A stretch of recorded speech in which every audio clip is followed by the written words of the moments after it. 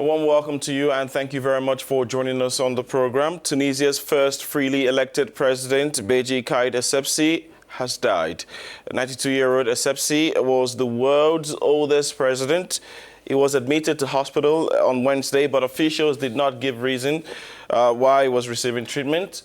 He won Tunisia's first free elections in 2014 following Arab uprisings across the region and had been admitted to hospital last month, also after suffering from what officials said at the time was a severe health crisis. Oui, Jerry, eh bien, Beji Caid Essebsi est mort à quelques mois de la fin de son mandat qui était prévu en décembre et on se souvient qu'il n'a pas indeed, his death a few months before the end of his term of office in December is really troubling to all.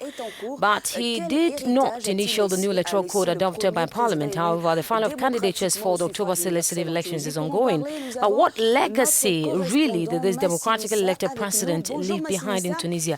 We'll find out more from our correspondent, Miss Inisa. Good to have you on the program. So what do you tell us about the atmosphere of the country after his death? Oui, en effet, l'émotion est là.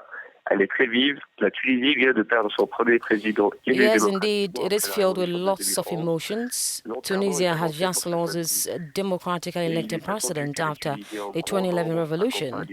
A funeral is set for this Saturday, and it's expected that Tunisian people will come out in their numbers to accompany the deceased head of state to his final resting place.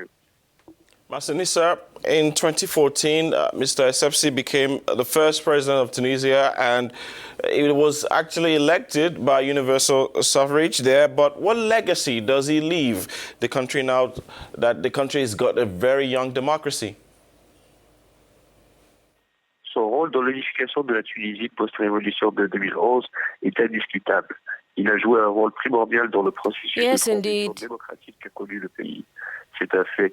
His legacy is indisputable. He played a key role in the country's democratic transition process. He is behind the agreement between his party NTP and the Ennahda's Islamist party, which made it possible for political stability in the country. He also succeeded in carrying out the project for equal inheritance between men and women at the beginning of the year, which is recalled a pioneering initiative in the Arab world, something unique and very significant. Dites-nous, Massinissa, est-ce que la disparition aujourd'hui Right, Miss Inisa, do you think that this can affect the ongoing submission of candidatures? L'ouverture du dépôt des candidatures pour les élections législatives? Déjà, ce qui est confirmé, c'est que l'élection présidentielle, laquelle initialement prévue pour le 17 novembre, a été avancée au 15 septembre. Already, what is confirmed is that the presidential election, initially scheduled for November 17th, has been rescheduled for September 15th. The announcement was made by the Electoral Commission. In the event of a second round, it is also rescheduled to November 3rd.